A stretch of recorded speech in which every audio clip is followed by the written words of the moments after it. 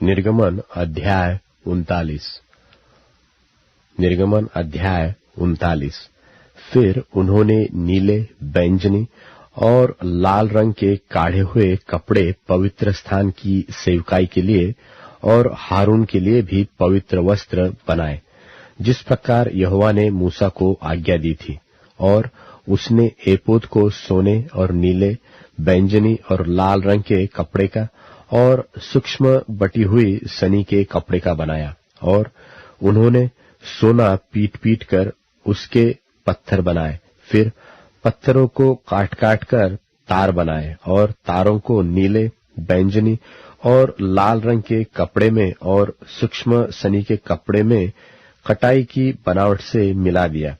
एपोद के जोड़ने को उन्होंने उसके कंधों पर से बंधन बनाए। वह तो अपने दोनों सिरों से जोड़ा गया। और उसके कसने के लिए जो काढ़ा हुआ पटुका उस पर बना, वह उसके साथ बिना जोड़ का और उसी की बनावट के अनुसार, अर्थात सोने और नीले, बैंजनी और लाल रंग के कपड़े का और सूक्ष्म बटी हुई सनी के कपड़े का बना, जिस प्रकार यहोवा ने मूसा को आज्ञा दी थी। और उन्होंने सुलेमानी मणि काटकर उनमें इस्राएल के पुत्रों के नाम जैसा छापा खोदा जाता है, वैसे ही खोदे और सोने के खानों में जड़ दिया। और उसने उनको एपोद के कंधे के बंधनों पर लगाया, जिससे इस्राएलियों के लिए स्मरण कराने वाले मणि ठहरे, जिस प्रकार यहोवा ने मूसा को आज्ञा दी थी। और उसने चपरास को एपोद की लाई सोने की और नीले, बैंजनी और लाल रंग के कपड़े की और सूक्ष्म बटी हुई सनी के कपड़े में बेलबूटे का काम किया हुआ बनाया। चपरास तो चौकोर बनी और उन्होंने उसको दोहरा बनाया, और वह दोहरा होकर एक बित्ता लंबा और एक बित्ता चौड़ा बना। और उन्होंने उसमें 4 पांति मणि जड़े। पहली पांति में तो माणिक्य, पद्मराग और लाडली जड़े गए, और दूसरी पांति में मरकत, नीलमणि और हीरा, और तीसरी पांति में लशम, सूर्यकांत और नीलम, और चौथी पांति में फिरोजा, सुलेमानी मणि और यशब जड़े। ये सब अलग अलग सोने के खानों में जड़े गए। और ये मणि इस्राएल के पुत्रों के नामों की गिनती के अनुसार 12 थे। 12 गोत्रों में से एक एक का नाम जैसा छापा खोदा जाता है, वैसा ही खोदा गया। और उन्होंने चपरास पर डोरियों की नाई गुंथे हुए चोखे सोने की जंजीर बनाकर लगाई।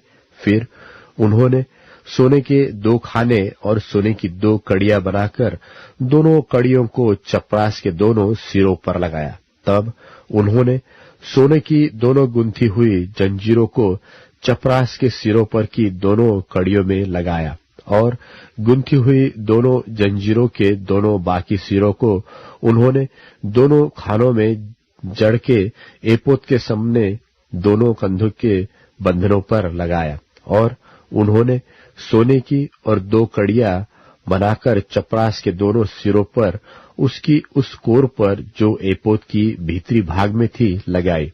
और उन्होंने सोने की 2 और कड़ियां भी बनाकर एपोद के दोनों कंधों के बंधनों पर नीचे से उसके सामने और जोड़ के पास एपोद के काढ़े हुए पटुके के ऊपर लगाई। तब उन्होंने चपरास को उसकी कड़ियों के द्वारा एपोद की कड़ियों में नीले फीते से ऐसा बांधा कि वह एपोद के काढ़े हुए पटुके के ऊपर रहे, और चपरास एपोद से अलग न होने पाए, जैसे यहोवा ने मूसा को आज्ञा दी थी। फिर एपोद का बागा संपूर्ण नीले रंग का बनाया गया, और उसकी बनावट ऐसी हुई कि उसके बीच 72 के छेद के समान एक छेद बना, और छेद के चारों ओर एक कोर बनी कि वह फटने न पाए।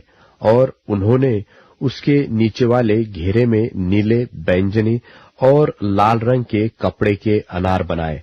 और उन्होंने चोखे सोने की घंटियां भी बनाकर बागे के नीचे वाले घेरे के चारों ओर अनारों के बीचों बीच लगाई, अर्थात बागे के नीचे वाले घेरे की चारों ओर एक सोने की घंटी और एक अनार, फिर एक सोने की घंटी और एक अनार लगाया गया कि उन्हें पहने हुए सेवा टहल करे, जैसे यहोवा ने मूसा को आज्ञा दी थी।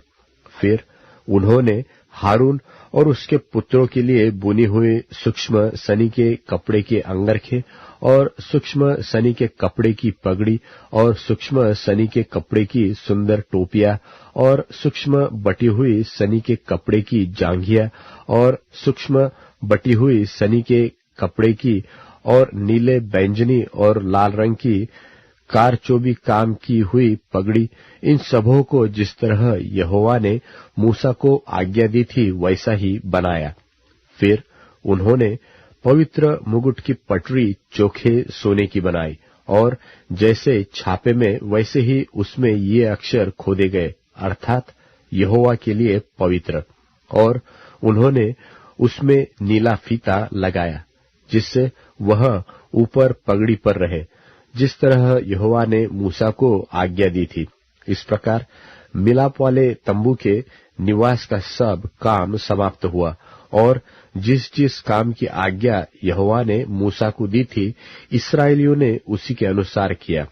तब वे निवास को मूसा के पास ले आए, अर्थात घुंडिया, तख्ते, बेंडे, खंबे, कुर्सियां आदि सारे सामान समेत तंबू और लाल रंग से रंगी हुई मेंढों की खालों का ओढ़ना और सुइसों की खालों का ओढ़ना और बीच का पर्दा, डंडों सहित साक्षी पत्र का संदूक और प्रायश्चित का ढकना, सारे सामान समेत मेज और भेंट की रोटी, सारे सामान सहित दीवट और उसकी सजावट के दीपक और उजियाला देने के लिए तेल, सोने की वेदी और अभिषेक का तेल और सुगंधित धूप और तंबू के द्वार का पर्दा, पीतल की झंझरी, डंडों और सारे सामान समेत पीतल की वेदी और पाए सहित हौदी, खंभों और कुर्सियों समेत आंगन के पर्दे और आंगन के द्वार का पर्दा और डोरिया और खुंटे और मिलाप वाले तंबू के निवास की सेवकाई का सारा सामान,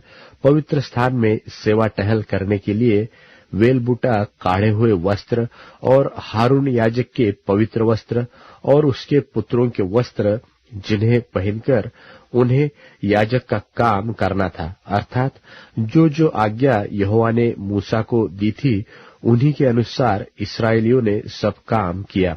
तब मूसा ने सारे काम का निरीक्षण करके देखा कि उन्होंने यहोवा की आज्ञा के अनुसार सब कुछ किया है और मूसा ने उनको आशीर्वाद दिया।